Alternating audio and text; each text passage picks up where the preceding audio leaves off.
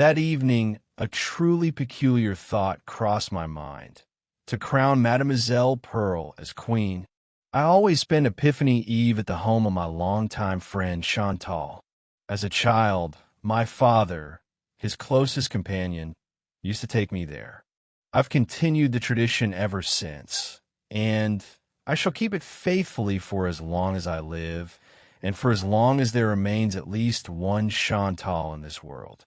It must be said, the Chantals live in a rather unusual way. In Paris, they maintain the same provincial lifestyle as the residents of Grasse, Yvetot, or Pont-à-Mousson. Their house, with its modest garden, stands near the observatory. There, they feel entirely at home, as if in the countryside. The real Paris is foreign to them. They have no notion of it, no understanding whatsoever. They are infinitely removed from it. Occasionally, however, they make a journey into the city, a long, almost ceremonial expedition. Madame Chantal sets off to stock up on provisions, as they say in their household. And that means the following. Mademoiselle Perle, keeper of the kitchen cupboard keys, the linen closets are under the direct supervision of the lady of the house, notices that the sugar is nearly gone, the preserves have been eaten, and only a pinch of coffee remains at the bottom of the sack. Madame Chantal then takes action against the looming threat of hunger. She inspects the remaining supplies and jots notes in her little notebook. When the numbers begin to pile up, she plunges into endless calculations, followed by equally endless debates with Mademoiselle Perle. Eventually, they reach an agreement and compile a precise list of provisions needed for the next 3 months. Sugar, rice, prunes, coffee, jam, tins of green peas, beans, lobsters, salted or smoked fish, and much more. A shopping day is set. They climb into a fiacre, a cab with a luggage rack on top, and head off to a reputable grocer beyond the bridges in the newer districts. Madame Chantal and Mademoiselle Perle undertake this mysterious journey together and return by lunchtime, still shaken and exhausted from the jolting ride, the roof of the carriage piled high with sacks and parcels, like a delivery wagon. To the Chantals, all of Paris beyond the Seine is foreign territory. Unfamiliar neighborhoods populated by noisy, peculiar, and not entirely respectable people who spend their days in amusement, their nights in revelry, and toss money to the wind. Still, from time to time, they take their daughters to the theater, to the comic opera, or the French theater, if the play is praised by the newspaper Monsieur Chantal reads. The Chantal daughters are still very young. One is 19, the other 17. They are lovely, tall, fresh-faced girls, impeccably brought up, so much so that one hardly notices them, like elegant porcelain dolls. It has never occurred to me to pay them any particular attention or to court them. They exude such innocence that even a simple greeting feels almost impertinent. Their father is a delightful man, educated, guileless, and warm-hearted. Above all, he values peace, quiet, and rest, and has done everything in his power to turn his family into mannequins and live in a tranquil backwater of his own design. He reads voraciously, enjoys conversation, and is easily moved. The lack of frequent contact with others has made his soul tender, almost exposed. The smallest thing unsettles him, throws him into confusion, and causes him pain. Still, the Chantals do have acquaintances, carefully selected from among their neighbors, though their circle is quite limited. Additionally, 3 times a year, they exchange visits with distant relatives. I dine with them on August 15th and on Epiphany Eve. For me, it is as sacred a ritual as Easter Communion is for a devout Catholic. On the Feast of the Assumption, they invite a few friends. but on Epiphany Eve, I am their only guest. So, this year, as always, I dined with the Chantals on the eve of Epiphany. As was customary, I kissed Monsieur Chantal, Madame Chantal, and Mademoiselle Perle on both cheeks, and offered a respectful bow to Mademoiselle Louise and Mademoiselle Pauline. I was immediately bombarded with questions about scandals, politics, the situation in Tonkin, and our diplomats. Madame Chantal, a stout woman whose thoughts I've always imagined as square-shaped, like paving stones, had a habit of ending any political discussion with the same solemn conclusion: none of this will come to any good. Why I picture her thoughts as squares, I cannot say. But everything she utters takes on, in my mind, the form of a large square with 4 perfectly symmetrical corners. There are people whose thoughts seem round to me, rolling like hoops. Once they begin to speak, their ideas tumble forth, large and small, one after another, all the way to the horizon. And then there are those whose thoughts are sharp like needles. But that, I suppose, is beside the point. We took our usual seats at the table, and the meal itself passed without incident. For dessert, the traditional Epiphany cake was served. Every year, Monsieur Chantal was crowned king. I don't know whether it was sheer coincidence or a family conspiracy, but he invariably found the bean in his slice and proclaimed Madame Chantal as queen. So I was genuinely astonished when in my portion I bit down on something so hard I nearly cracked a tooth. I carefully removed the object from my mouth and discovered a tiny porcelain figurine no larger than a bean. Taken by surprise, I exclaimed, "Ah!" All eyes turned toward me, and Chantal, clapping his hands, cried out joyfully, "Gaston has it! Gaston has it! Long live the king! Long live the king!" Everyone joined in. Long live the king! I blushed deeply, as people often do when they find themselves in an awkward situation for no clear reason. I sat with my eyes lowered, holding the porcelain token between 2 fingers, trying to smile, unsure what to say or do. Then Chantal spoke again. "Now you must choose your queen." At that moment, I was utterly thrown. In a single second, a flurry of thoughts and suspicions raced through my mind. Were they expecting me to choose one of the Chantal daughters? Was this innocent ritual a subtle nudge? Could it be a delicate attempt by the parents to steer me toward marriage? The idea of matrimony always hovers in households with grown daughters. It takes on every form, every disguise, and is pursued by every means. I was seized by a panic at the thought of compromising myself, and by a timid dread of the unapproachable propriety of Louise and Pauline. Choosing between them felt as impossible as distinguishing 2 drops of water, and the notion that I might be quietly, cleverly married off under the guise of this symbolic coronation filled me with horror.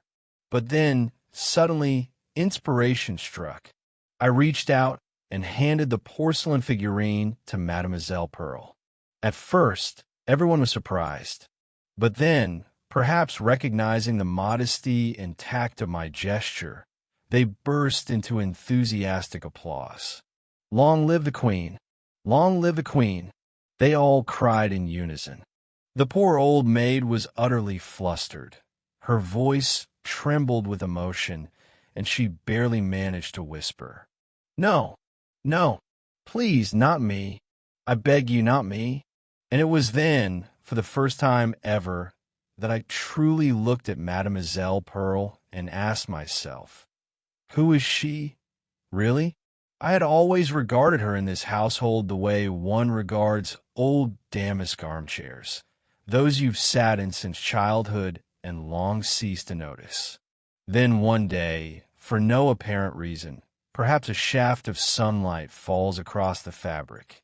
You suddenly think, this is quite a remarkable piece. and you discover, with surprise, that the carving is the work of a master, and the upholstery exquisite. I had never paid attention to Mademoiselle Perle. She was simply part of the Chantal household. But why? On what terms? Tall and slender, she seemed to strive for invisibility, yet she was by no means insignificant. She was treated kindly, better than a servant, though not quite like family. And suddenly, I recalled countless small details that had previously escaped my notice.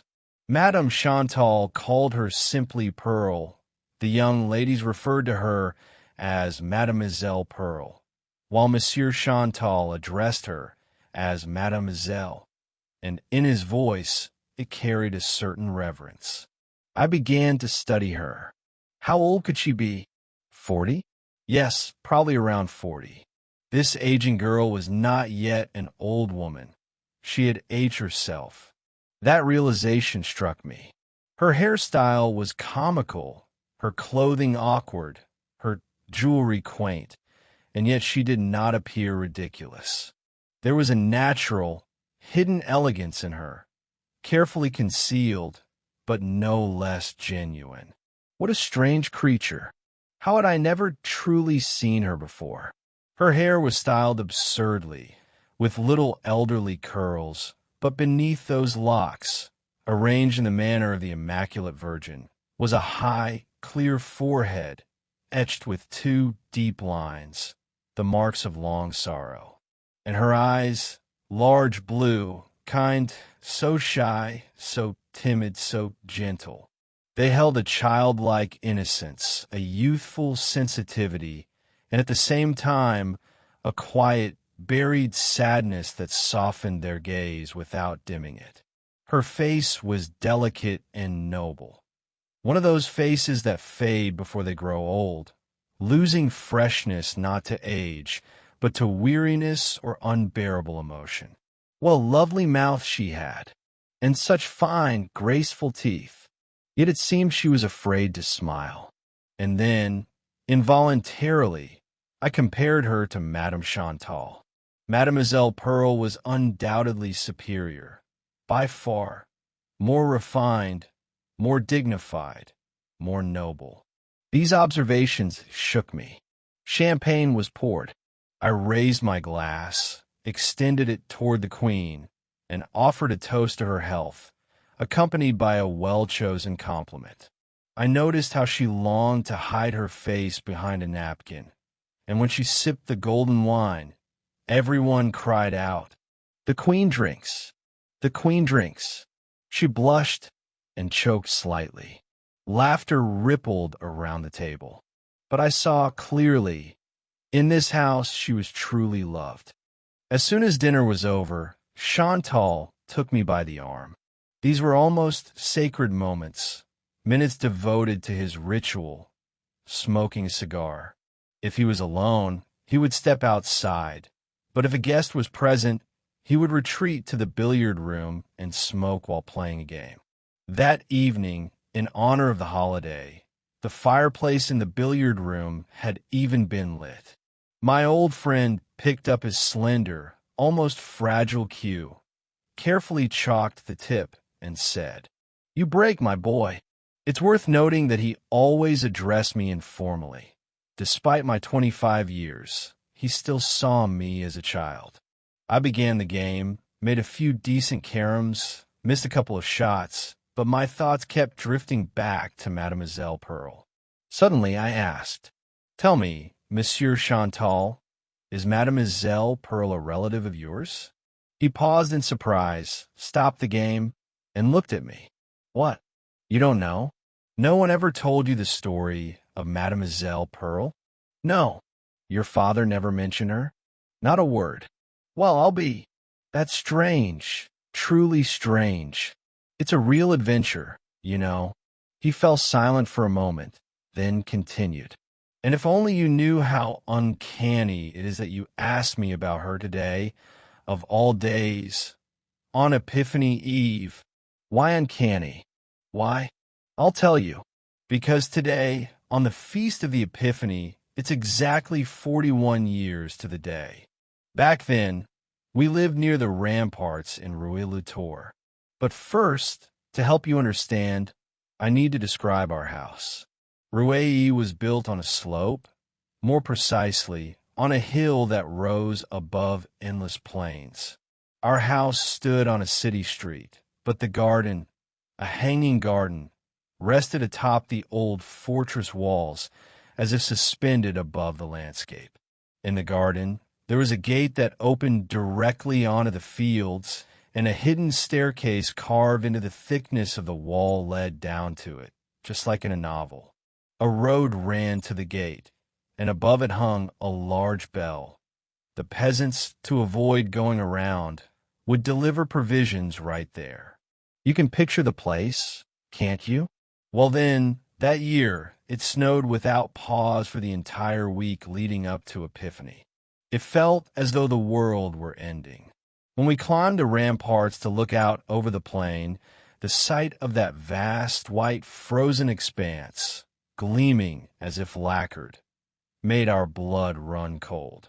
It was as if God himself had wrapped the earth for storage in the attic of vanished worlds.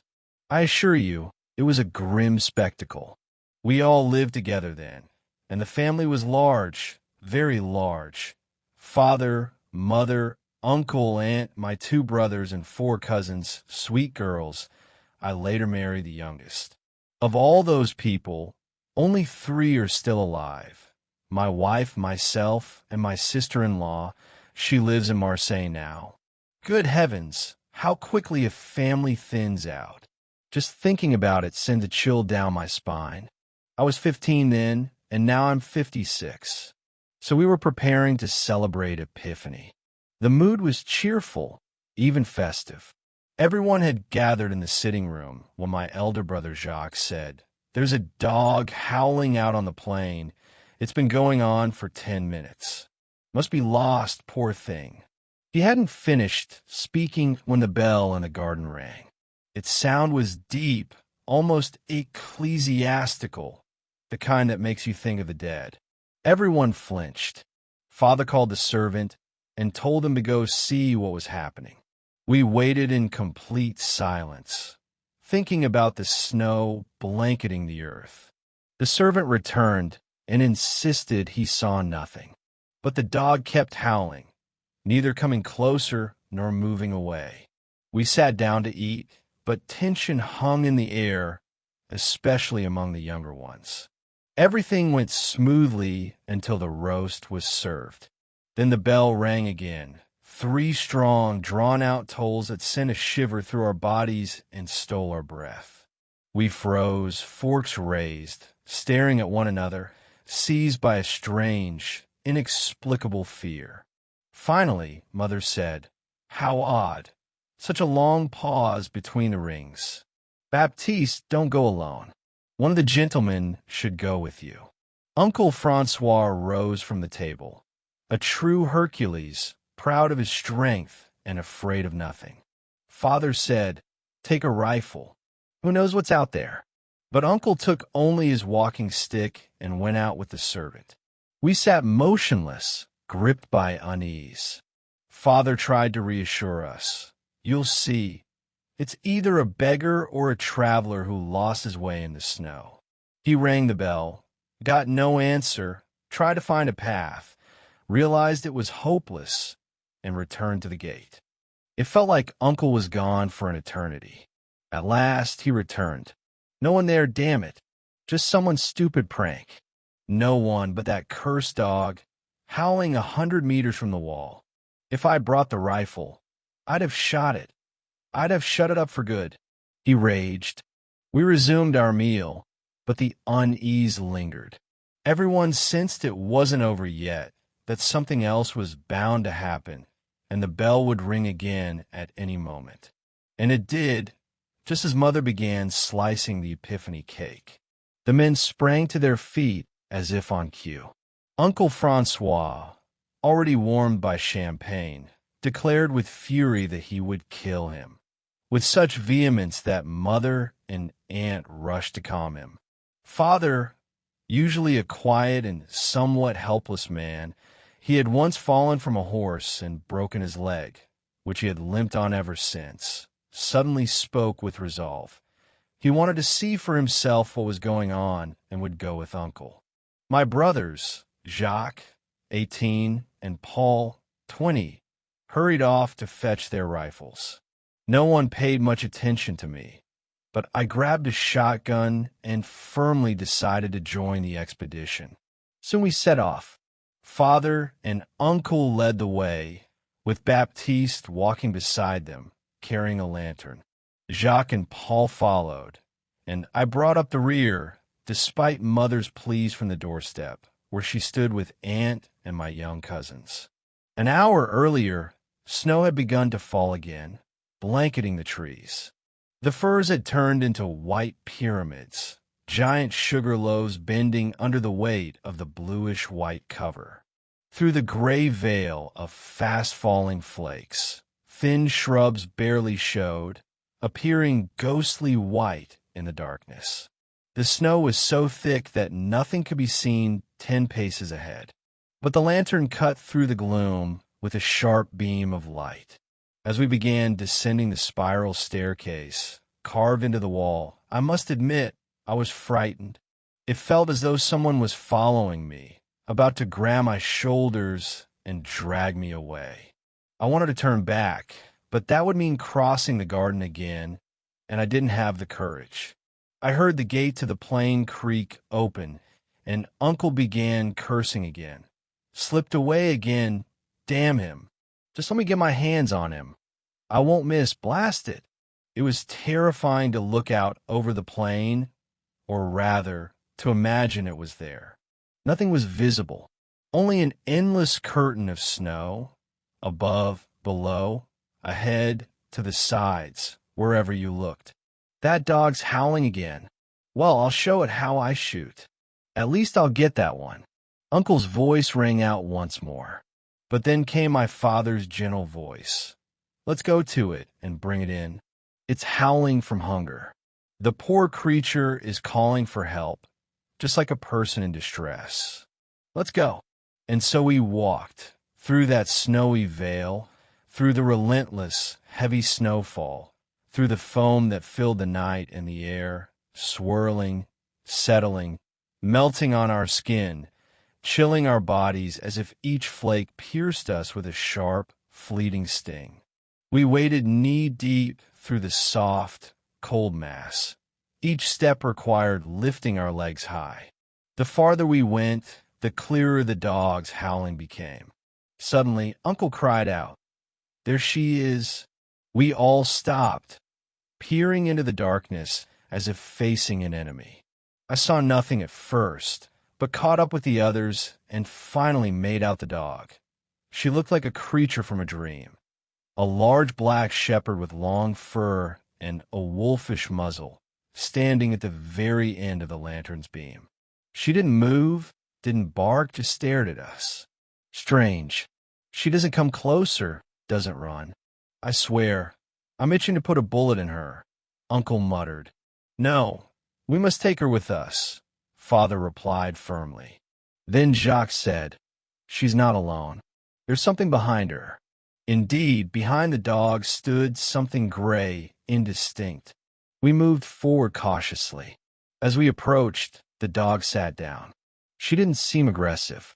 On the contrary, she looked relieved that someone had answered her call. Father stepped up and gently stroked her. She began licking his hands.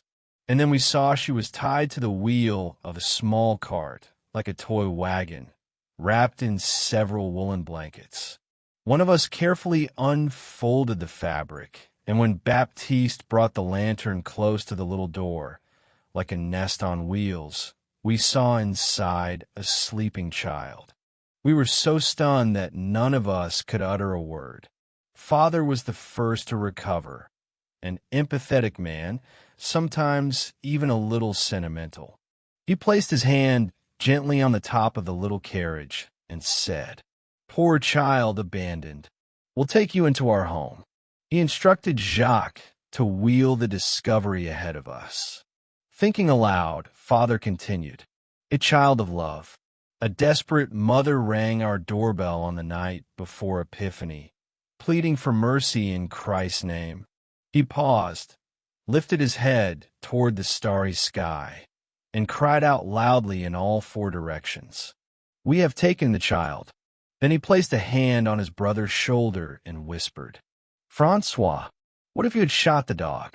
Uncle said nothing, but in the darkness he made a broad sign of the cross. For all his bravado, he was deeply religious. The dog was untied, and she followed us. My God, what a joyful return that was! Though it took considerable effort to haul the carriage up the spiral staircase, carved into the wall, we managed to roll it safely into the front hall. Mother was both delighted and bewildered, touching and a little comical. And my four little cousins, all still very young, the youngest was only 6, flitted around like partridges circling a nest. At last, the still sleeping infant was lifted from the carriage. It was a girl about 6 weeks old. In her swaddling clothes, we found 10,000 francs in gold. Yes, imagine that, 10,000. Father deposited it in the bank for her dowry. No, she didn't look like the daughter of paupers. More likely, she was the child of a nobleman and a humble woman from our town. Or perhaps, well, we speculated endlessly, but the truth was never known. Not a word, ever. And no one in the area recognized the dog. She was a stranger. Whoever rang our bell 3 times that night knew my parents well enough to entrust them with a child's fate.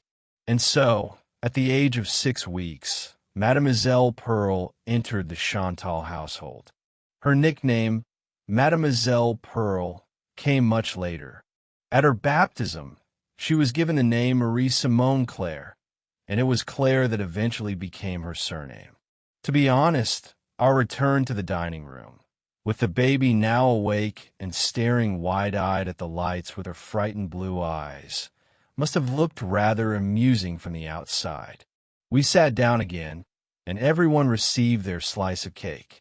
I was crowned king, and I chose Mademoiselle Perle as my queen, just as you did today. Only back then, of course, she had no idea what an honor it was. The girl was welcomed into the family and raised with care. The years passed. She grew into a sweet, gentle, obedient child. Everyone loved her and perhaps would have spoiled her terribly if not for Mother. Mother was a woman of strict principles who upheld social boundaries with unwavering devotion. She treated Claire warmly, as if she were her own, but insisted that a clear distance be maintained and that the girl's place in the household be defined without ambiguity. When Claire grew old enough to understand such things, Mother told her the story of her origins and, with great delicacy and kindness, explained that she was not a daughter by birth, but a foster child, and that, in truth, she was an outsider in the Chantal family. Claire accepted this with remarkable wisdom and astonishing tact. She embraced and maintained her place with such genuine good nature, ease, and sensitivity that Father was moved to tears more than once. Mother was so deeply moved by Claire's sincere gratitude and the timid, tender affection shown by that sweet, gentle creature that she soon began calling her simply daughter. And sometimes, when the girl displayed an especially sensitive heart or a remarkable delicacy, Mother, lifting her spectacles to her forehead, as she always did when stirred, would exclaim, "No, this child is a pearl, a true pearl." And so the nickname took root. From that day on, Claire remained Mademoiselle Perle to all of us. Monsieur Chantal fell silent. He sat on the edge of the billiard table, swinging his legs. In his left hand he clutched a ball, while his right absent-mindedly fiddled with the cloth we used to wipe the chalkboard, the familiar chalk rag. Slightly flushed, he sank into memory, speaking now in a muted voice, as if wandering through the distant past, among events long gone but suddenly resurfacing, like strolling through an old ancestral park where we once grew up and where every tree, every path, every shrub, be it prickly holly, fragrant laurel, or you with its juicy red berries bursting between our fingers, awakens one of those quiet details that form the very essence of our lives.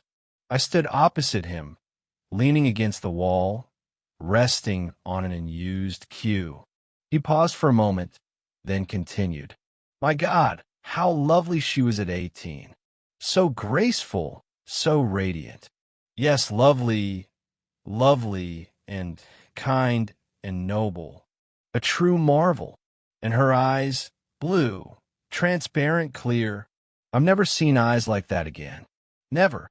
He fell silent once more. I asked, why didn't she ever marry? He didn't answer me directly, but rather responded to the word marry, which had echoed through his memory. Why? Because she didn't want to, simply didn't want to. And yet she had a dowry of 30,000 francs, and suitors came more than once. But she was always melancholy. It was around the time I became engaged to my cousin, Charlotte, my wife now. I was her fiancé for 6 whole years. I looked at Chantal and felt I had suddenly glimpsed his soul, found myself inside one of those quiet, painful dramas that unfold in the hearts of honest, noble, irreproachable people, in those closed, impenetrable hearts that no one truly knows, not even those who become their silent, unknowing victims. And then, driven by a bold curiosity, I said, she's the one you should have married, Monsieur Chantal. He flinched and stared at me. Me? Married whom? Mademoiselle Perle. Mademoiselle Perle? But why? Because you loved her more than your cousin. He looked at me with wide, frightened eyes. I loved her. Who told you that? He stammered. Oh, come now. It's obvious, for heaven's sake. You kept postponing your wedding to your cousin, who waited for you 6 long years. He dropped the ball from his left hand, grabbed the chalk rag with both hands, and buried his face in it, sobbing. He wept inconsolably, and at the same time, almost comically, tears streamed from his eyes, his nose, his mouth, like water squeezed from a sponge. He coughed, spat, blew his nose into the rag, wiped his eyes, sneezed, and again, liquid poured from every crevice of his face, while his throat gurgled as if he were rinsing it. I, stunned and ashamed, wanted to flee. I didn't know what to say, what to do, how to behave. Just then, Madame Chantal's voice rang out from the staircase. Will you be done smoking soon? I flung open the door and called out. Yes, yes, madam, we're coming down now. Then I rushed to her husband and gripped him firmly by the elbows. Monsieur Chantal, my dear Chantal, please listen to me. Your wife is calling you. Compose yourself. Gather your strength. We must go downstairs. It's time to rejoin the others. Please, calm yourself. Yes, yes. I'm coming. Poor girl. I'm coming. Tell Charlotte I'll be there shortly, he murmured. He began carefully wiping his face with the same cloth we'd used for 3 years to erase chalk marks from the slateboard. When he finally set it aside, his face was half white, half red. His forehead, nose, cheeks, and chin were streaked with chalk, and his eyes, swollen from tears, still glistened. I took him by the hand and led him to his room. Forgive me, please forgive me, Monsieur Chantal, if I've hurt you. I didn't know. You understand? I whispered as we walked. He squeezed my hand. Yes, yes. There are moments when it's hard. He plunged his face into a basin of water, but even after washing, he didn't look quite presentable. So I resorted to a harmless trick. Seeing how anxiously he examined himself in the mirror, I said, "Just say something got in your eye. That'll be easiest. Then you can cry in front of everyone, and no one will question it." And indeed, when we went downstairs, he began rubbing his eye with a handkerchief. Everyone grew concerned. Each person offered help, tried to find the offending speck, though of course no one did. They all shared similar stories, times they'd had to see a doctor. Meanwhile, I sat beside Mademoiselle Perle, consumed by a burning curiosity that was quickly turning into torment. She had surely been beautiful once. Her eyes, gentle, large, clear, wide open, seemed as though she never closed them, unlike ordinary mortals. But her dress, typical of an old maid, looked rather absurd. It diminished her, though it didn't make her ridiculous. It felt as though I could read her soul as easily as I had just read Chantal's, as if her entire life unfolded before me. Quiet, modest, selfless, and I felt an overwhelming need to ask her, did she love him as deeply as he loved her? Had she suffered too? Long, secretly, painfully, with a sorrow no one saw, no one knew, no one suspected, that surfaced only at night, alone in the dark of her room? I watched her, saw her heart beating beneath the bodice with its stiff insert, and wondered, could this pure, gentle being have muffled her sobs each night in a soft pillow, tossing in bed, shaken by tears? And then I quietly said, like a child breaking a toy just to see what's inside, if you had seen Monsieur Chantal crying just now, you would have pitied him. She flinched. What? Crying? Yes. And how? But why? She was visibly shaken. Because of you, I replied. Because of me? Of course. He told me how deeply he loved you, and how hard it was for him to marry his cousin instead of you. I thought her face suddenly fell. Her eyes, usually so clear and wide, closed tightly, as if forever. She slipped from her chair and slowly, silently sank to the floor like a fallen scarf. Help! Help! Mademoiselle Perle has fainted, I cried. Madame Chantal and her daughters rushed to her, and while they bustled about with water, vinegar, and napkins, I quietly took my hat and slipped out into the street. I walked briskly, my heart in turmoil, my soul torn by guilt and regret. And yet I felt a strange satisfaction. It seemed to me I had done something important, something necessary. Was I right to do it, or not? I asked myself. Love had lodged in their hearts like a bullet in a wound that never healed. Perhaps from this day on, they would feel lighter. It was too late to relive the agony of love, but not too late to remember it with tenderness. Ladies and gentlemen, if this story moved you, subscribe to the channel. Share your thoughts and impressions in the comments. I'll be glad to talk with you.